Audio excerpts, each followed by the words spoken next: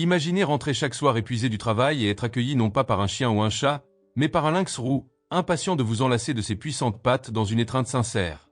C'est ce que vit Mark Henderson, dont la vie a basculé le jour où il sauva un minuscule chaton lynx roux, sans défense, qu'il nomma Orion.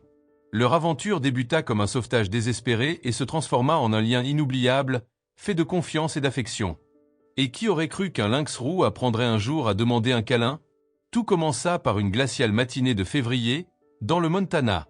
Mark, photographe animalier récemment installé dans le chalet hérité de sa grand-mère après un divorce éprouvant, parcourait la neige lorsqu'un cri étouffé l'alerta. Ce faible son, presque confondu avec le vent dans les pins, le mena à un spectacle déchirant. Un chaton lynx roux, pas plus grand qu'une main, blotti contre sa mère morte, prise dans un piège illégal. Mark, malgré ses années passées à photographier la faune, n'avait jamais rien vu d'aussi bouleversant.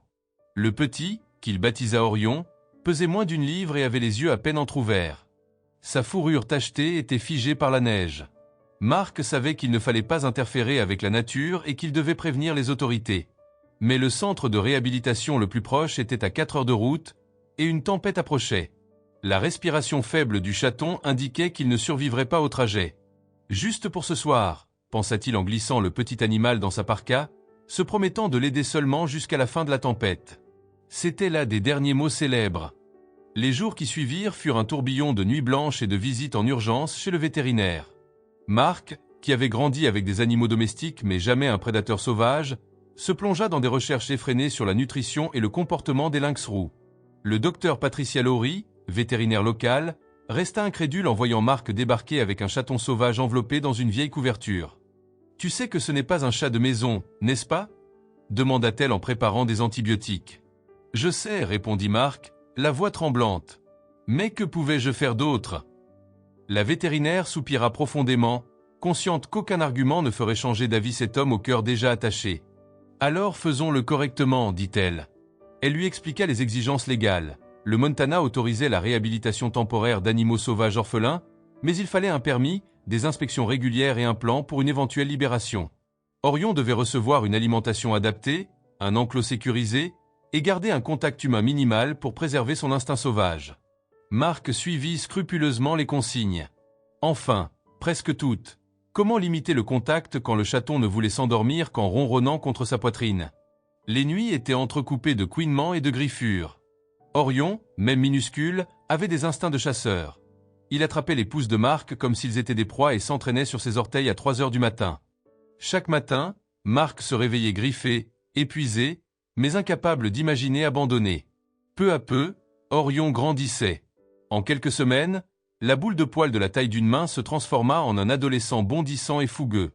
Mark, réalisant qu'il lui faudrait un espace adapté, se lança dans la construction d'un grand enclos extérieur. Il y investit la plupart de ses économies, érigeant grillages, plateformes et abris chauffés. Son voisin, Bill Morrison, passa voir le chantier et demanda, incrédule, « Tu montes un zoo, Mark ?» Quelque chose comme ça, grogna Mark, sans lever les yeux de ses outils. Malgré cet enclos sécurisé, Orion conservait des privilèges qu'aucun lynx roux sauvage n'aurait dû avoir. Chaque soir, quand Mark rentrait de ses expéditions photos, Orion l'attendait avec impatience près de la porte de l'enclos.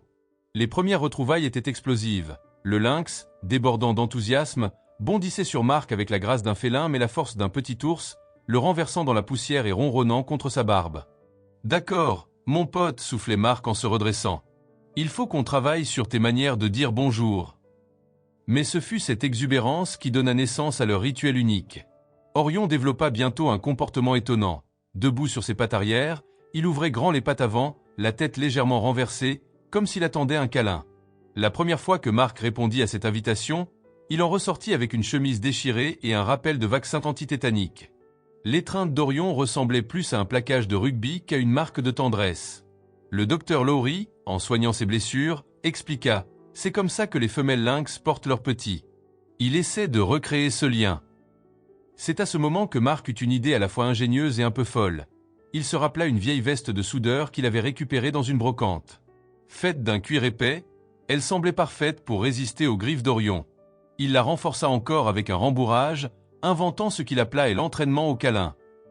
Chaque soir, vêtu de son étrange armure, il apprenait patiemment à Orion à contrôler ses griffes. Au début, la scène aurait pu faire rire quiconque l'apercevait. Un homme adulte avançant prudemment vers un lynx roux, les bras tendus, tandis que le félin bondissait pour s'agripper avec toute la force de son affection débordante. Les progrès furent lents, très lents. Les mois passaient, rythmés par les bleus, les griffures, les chemises ruinées et les regards interloqués de ceux qui croisaient Marc au supermarché, arborant des égratignures qui faisaient croire à une activité bien plus dangereuse que la photographie animalière. Son voisin Bill, amusé mais sceptique, secouait la tête chaque fois qu'il apercevait Marc s'entraîner avec Orion et murmurait « Les citadins ». Bien qu'il sache pertinemment que Marc avait grandi à seulement 2 comtés de là. Pourtant, après des semaines d'échecs, de petits progrès apparurent. Orion commença à rétracter ses griffes lors des étreintes, à ajuster la force de son poids pour ne pas renverser Marc. L'été céda la place à l'automne et un soir, après une longue journée passée à photographier des wapitis, Marc rentra éreinté et découragé par une session sans résultat. En descendant de sa voiture, il aperçut Orion, posté près de la porte de l'enclos, se dressant dans sa pose habituelle. Marc, trop fatigué pour enfiler sa veste de protection, hésita. Mais dans le regard du lynx, il lut une douceur nouvelle. Il s'avança lentement, ouvrit les bras, et Orion s'enroula autour de lui sans sortir ses griffes, le poids parfaitement équilibré, le ronronnement vibrant contre sa poitrine. Les larmes montèrent aux yeux de Marc. Après des mois d'efforts, son ami avait compris. Dès lors, ce câlin du soir devint leur rituel immuable. Qu'il pleuve, neige ou vente, chaque jour à 18h, Marc et Orion se retrouvaient pour ce moment unique. La nouvelle se répandit rapidement dans la petite communauté, le photographe qui embrassait un lynx roux. Des habitants commencèrent à passer exprès devant chez Marc pour tenter d'apercevoir l'étreinte. Nancy, l'épicière, amena même ses petits-enfants pour voir le lynx câlin. Bill, lui, finit par venir accompagné de ses amis de poker, en grommelant mais n'essayez pas ça chez vous. Avec la célébrité grandissante, la curiosité amena aussi des complications. Les réseaux sociaux s'emparèrent de l'histoire après un article dans le journal local intitulé « L'étreinte sauvage du Montana ». Les images et vidéos du lynx et de l'homme s'enlaçant firent le tour d'Internet, attirant journalistes, curieux et touristes. Marc dut refuser poliment mais fermement les visites. Orion n'était pas un spectacle, mais un animal sauvage qui avait besoin de calme. Cette soudaine exposition alerta également les autorités. Un matin de novembre, alors que la brume matinale s'accrochait encore au sapin, une voiture officielle se gara devant le portail.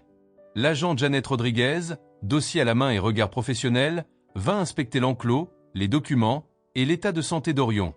Après un examen minutieux, elle déclara « Monsieur Henderson, vous savez qu'Orion approche de l'âge adulte. Il va bientôt falloir envisager sa réintroduction ou un placement adapté. » Le cœur de Marc se serra. Il savait que ce moment viendrait, mais il espérait secrètement qu'il n'arriverait jamais. Il tenta de plaider la cause d'Orion. Le lynx était trop habitué aux humains, il ne survivrait pas dans la nature. L'agent Rodriguez, bienveillante mais ferme, expliqua que des animaux trop humanisés pouvaient devenir dangereux pour eux-mêmes et pour les humains qu'ils croiseraient. Elle laissa à Marc jusqu'au printemps pour trouver une solution, préparer Orion à une réintroduction ou obtenir une place dans un sanctuaire. Les semaines suivantes furent remplies d'angoisse. Marc contacta tous les sanctuaires de la région, mais tous étaient complets ou refusaient un lynx trop habitué aux hommes. En parallèle, il essaya de réapprendre à Orion à chasser. Il utilisa des jouets télécommandés comme fausse proie, espérant réveiller l'instinct du prédateur. Mais Orion, joueur et affectueux, ramenait la proie à Marc comme s'il rapportait une balle. L'hiver tomba tôt cette année-là, recouvrant la vallée de plusieurs mètres de neige. Marc, le regard perdu dans la blancheur, observait Orion jouer dans la poudreuse, admirant la façon dont sa fourrure tachetée se fondait dans les ombres mouvantes. Le lynx était magnifique, puissant et parfaitement adapté à ce décor sauvage. Pourtant, il avait aussi un pied dans le monde des hommes. Chaque soir, il attendait son câlin, prouvant qu'il ne savait plus vraiment où était sa place. Un matin glacé de février, un appel inattendu changea tout. Le docteur Lowry, la vétérinaire qui avait accompagné Marc depuis le début, avait une bonne nouvelle. Un nouveau centre d'éducation à la faune sauvage ouvrait à Bozeman. Il recherchait des animaux ambassadeurs, des animaux sauvés incapables de retourner à la vie sauvage, mais capables de sensibiliser le public à la préservation. Elle avait parlé d'Orion au directeur. Il était intéressé. Dès le lendemain, Marc chargea Orion dans une caisse de transport renforcée et prit la route enneigée vers Bozeman. Le voyage fut silencieux, ponctué seulement par le ronronnement inquiet d'Orion et le souffle de Marc sur le volant, ses pensées tourbillonnant entre espoir et peur. Arrivé au Yellowstone Wildlife Education Center, il découvrit des installations modernes, des enclos spacieux et un personnel accueillant. Ce centre avait pour mission de sensibiliser le public à la faune sauvage tout en maintenant un strict respect des besoins des animaux. Mark sentit naître un mince filet d'espoir. Le directeur, le docteur Michael Reeves, un homme calme à la voix rassurante, écouta attentivement l'histoire de Mark, parcourut les dossiers vétérinaires d'Orion et observa longuement la caisse où le lynx attendait, les oreilles plaquées, méfiant. « Puis-je le voir ?» demanda le docteur Reeves. Mark hocha la tête, sortit la vieille veste de soudeur qu'il avait apportée comme un talisman et ouvrit la caisse. Orion, malgré le nouvel environnement, repéra instantanément Mark et sans hésiter, se dressa sur ses pattes arrière, les pattes écartées dans sa pose de câlin. Mark échangea un regard avec le docteur Reeves qui, stupéfait mais amusé, l'encouragea d'un signe de tête. Mark avança, ouvrit ses bras et Orion se leva contre lui, ses griffes soigneusement rétractées, ronronnant si fort que le son résonna dans le hall du centre. Le docteur Reeves éclata de rire. « En 30 ans de métier, je n'ai jamais rien vu de pareil. » Ce fut le début d'une solution inattendue et parfaite. Orion allait devenir un ambassadeur permanent du centre. Il vivrait dans un enclos spacieux, participerait au programme éducatif, et Mark serait autorisé à venir 3 fois par semaine pour maintenir leur lien et aider lors des présentations. La première nuit, Mark ne put se résoudre à repartir. Il dormit dans son camion garé sur le parking, écoutant les cris anxieux d'Orion, qui découvrait son nouvel espace. Le lendemain matin, il se rendit compte que le lynx avait fini par se calmer, explorant son enclos, grimpant aux plateformes, flairant chaque recoin. En quelques jours, Orion s'adapta. Il choisit ses perchoirs favoris, testa la piscine prévue pour ses jeux et apprit à connaître le personnel, charmant chacun avec ses grands yeux ambrés et ses mimiques dignes d'un chaton géant. Très vite, le centre décida d'intégrer le câlin du soir aux visites du public. 3 fois par semaine, au coucher du soleil, Mark entrait dans l'enclos sous les yeux émerveillés des visiteurs. Orion abandonnait immédiatement ses jeux pour trotter vers lui avec la grâce féline d'un lynx sûr de son territoire. Il se dressait sur ses pattes arrière, Mark ouvrait les bras, et tous deux s'enlaçaient dans un rituel devenu légendaire au centre.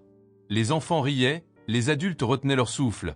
Jamais ils n'avaient vu une telle complicité entre un homme et un prédateur sauvage. Pendant les présentations, Mark expliquait « Ce que vous voyez n'est pas le comportement normal d'un lynx roux. C'est le fruit de circonstances uniques et de mois de patience. Les lynx sont des créatures farouches, solitaires, qui n'ont aucun intérêt pour les humains. Et c'est très bien ainsi. » Il poursuivait en parlant de la préservation des habitats, des dangers des pièges illégaux et de l'importance de respecter la faune. Tout en parlant, Orion se blottissait contre lui, pétrissant doucement ses épaules avec ses pattes, son ronronnement ponctuant chaque mot comme une signature sonore. Leurs démonstrations captivèrent le public. Les photos et vidéos partagées par le centre sur les réseaux sociaux devinrent virales, atteignant des millions de vues. Les dons affluèrent, permettant de financer de nouveaux enclos, des programmes éducatifs et des actions pour protéger l'habitat naturel des lynx roux. Des classes entières d'écoliers du Montana venaient rencontrer Orion, écoutant, fascinés, l'histoire de sa survie et apprenant à voir la faune sauvage non pas comme une menace, mais comme un trésor fragile. Pour Mark, malgré la notoriété grandissante, le plus important restait ses instants calmes, une fois le centre fermé et les visiteurs partis. Il s'asseyait dans l'enclos, Orion lové contre lui, une grande patte posée sur sa jambe comme pour s'assurer qu'il ne partirait pas sans dire au revoir. Ces moments étaient leur secret, loin des caméras et des questions. Un soir, le docteur Lowry vint les voir. Elle resta un moment derrière la barrière, observant l'étreinte silencieuse entre Mark et Orion, avant de souffler. « Je te croyais fou, la première fois que tu es venu chez moi avec ce chaton. » Mark leva les yeux, esquissant un sourire. « Et maintenant ? Maintenant, je pense que tu es fou, mais dans le meilleur sens du terme. Tu as offert à ce lynx quelque chose que peu d'animaux sauvés reçoivent, une seconde chance sans perdre sa nature sauvage. » Alors que l'hiver laissait place à un printemps timide, Mark repensa à tout le chemin parcouru, d'un matin de neige où il avait glissé un chaton agonisant sous sa parka, jusqu'à ces soirs où il voyait Orion bondir vers lui, le cœur rempli de joie. Leur histoire avait transcendé le simple sauvetage. Elle montrait qu'avec patience, respect et beaucoup d'amour, un lien véritable pouvait naître entre l'homme et le sauvage. Les saisons défilèrent, et la renommée d'Orion grandit encore. Un réalisateur de documentaires, fasciné par leur histoire, passa 6 mois au centre à filmer le duo. Le film fut présenté au Festival du film de Sundance, émouvant le public par la tendresse qui émanait de chaque étreinte.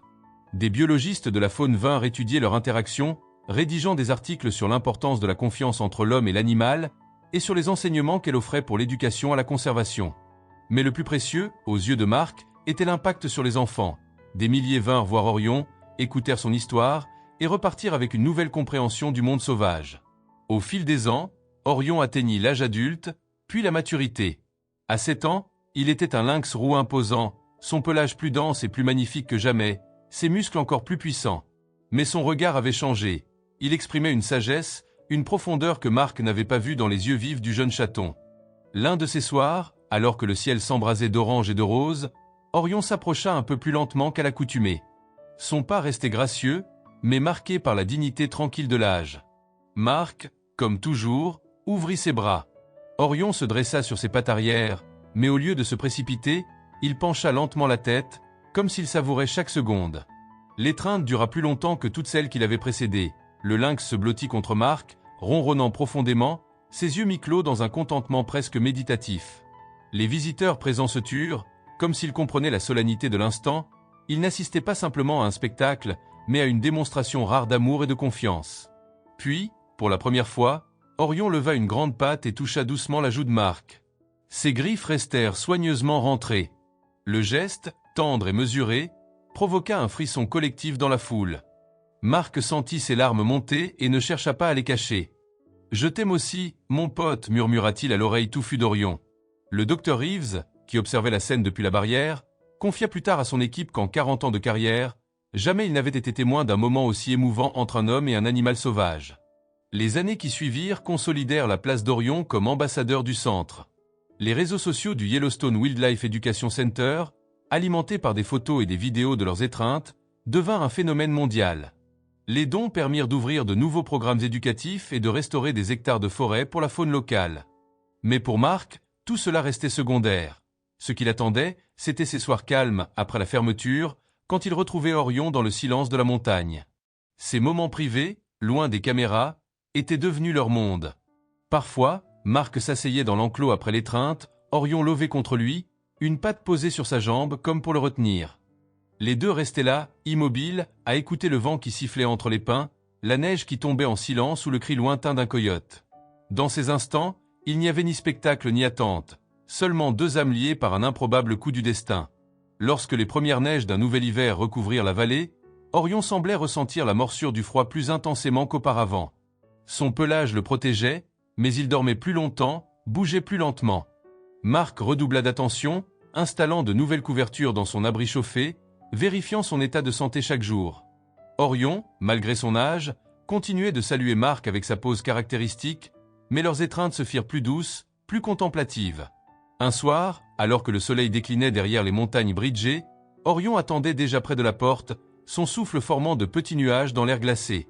Marc, serrant sa vieille veste de cuir contre lui, murmura « Je suis là, mon ami ». Le lynx trotta jusqu'à lui, et, comme tant de fois auparavant, se dressa pour l'étreindre. Mais cette fois, il resta plus longtemps, la tête appuyée contre l'épaule de Marc, son ronronnement vibrant comme un moteur tranquille. La foule présente retint son souffle, consciente qu'elle assistait à quelque chose d'unique. Ces soirs-là, alors que la neige tourbillonnait autour d'eux, Marc ressentait avec une intensité poignante la chance d'avoir croisé la route d'Orion. Leur histoire, improbable et magnifique, avait prouvé qu'au-delà des instincts, des différences d'espèces et des peurs ancestrales, un pont pouvait se construire, fait de patience, de respect et d'amour sincère. Aujourd'hui encore, 3 soirs par semaine, alors que le soleil teinte le ciel du Montana de nuances de rose et d'or, Orion se dresse sur ses pattes arrière, écarte ses pattes avant, et attend l'étreinte qui est devenue sa raison de vivre. Dans ces moments, l'impossible devient réel. Un lynx et un homme, unis dans un câlin qui transcende le sauvage et l'apprivoisé, prouvant que parfois, les plus beaux miracles naissent de la volonté de comprendre et d'aimer.